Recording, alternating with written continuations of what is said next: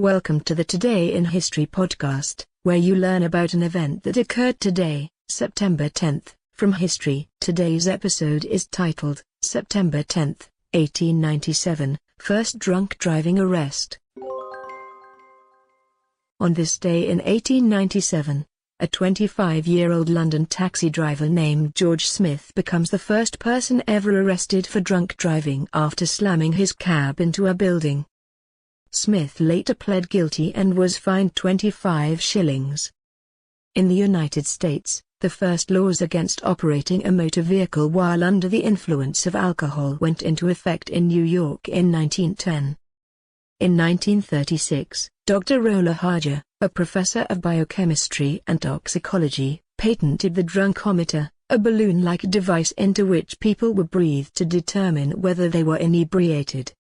In 1953, Robert Borkenstein, a former Indiana State Police captain and a university professor who had collaborated with Harger on the Drunkometer, invented the Breathalyzer. Easier to use and more accurate than the Drunkometer, the Breathalyzer was the first practical device and scientific test available to police officers to establish whether someone had too much to drink. A person would blow into the breathalyzer and it would gauge the proportion of alcohol vapors in the exhaled breath, which reflected the level of alcohol in the blood.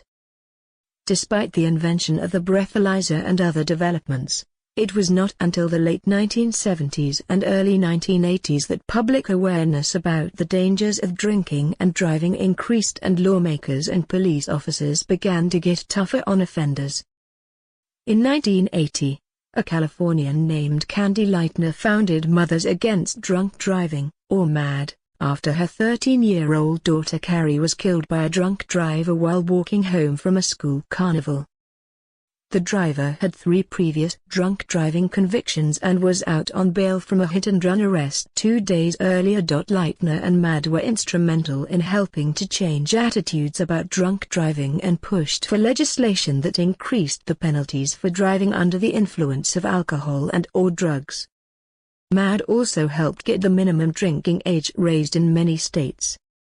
Today, the legal drinking age is 21 everywhere in the United States, and convicted drunk drivers face everything from jail time and fines to the loss of their driver's licenses and increased car insurance rates.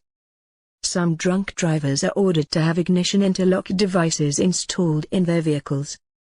These devices require a driver to breathe into a sensor attached to the dashboard. The car won't start if the driver's blood alcohol concentration is above a certain limit.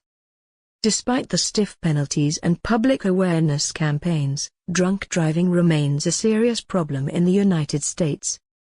In 2005, 16,885 people died in alcohol-related crashes and almost 1.4 million people were arrested for driving under the influence of alcohol or drugs.